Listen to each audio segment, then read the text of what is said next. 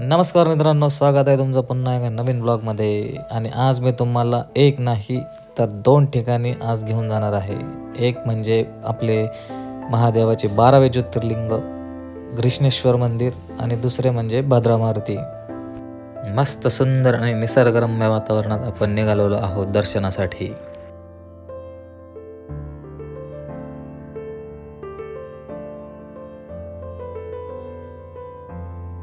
सर्वात आधी आपण येऊन पोहोचले भद्रा मारुती या ठिकाणी आणि आता आपण आपली गाडी पार्क केलेली आहे आणि आपण निघालेलो आहे दर्शनासाठी. शक्यतो या ठिकाणी भरपूर गर्दी असते, पण आज काय गर्दी दिसत नाही, एवढी कमी गर्दी आहे, तर आपलं दर्शन लवकरात लवकर होईल. तर मित्रांनो, भद्रा मारुती या ठिकाणी बजरंग बलीला झोपेच्या स्थितीत दाखवण्यात आलेले आहे. कारण आख्यायिकेनुसार राजा भद्रसेनेच्या गीतांनी ते इतके मोहित झाले होते की ते भावसमाधी म्हणून ओळखल्या जाणाऱ्या खोल ध्यानाच्या अवस्थेत असल्याचे दिसून येते. ही अनोखी झोपण्याची स्थिती भारतातील काही ठिकाणांपैकी एक आहे जिथे हनुमान या अवस्थेत दाखवले जातात.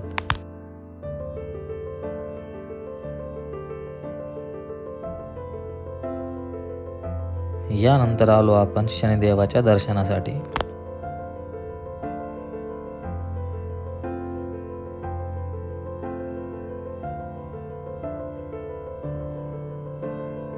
भद्रा मारुतीच्या दर्शनानंतर आता आपण निघालो आहोत महादेवाचे 12वे ज्योतिर्लिंग म्हणजेच घृष्णेश्वर मंदिर या ठिकाणी.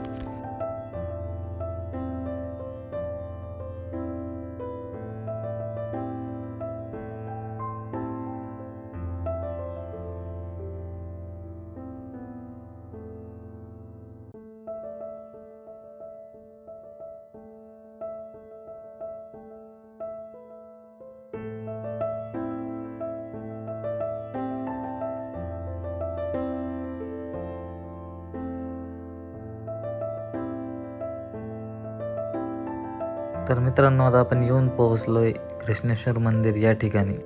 तर मित्रांनो, हे आपल्या महादेवाच्या 12 ज्योतिर्लिंगापैकी शेवटचे ज्योतिर्लिंग म्हणजेच 12वे ज्योतिर्लिंग आहे. आणि या ठिकाणी भाविक भक्तांची भरपूर अशी गर्दी असते.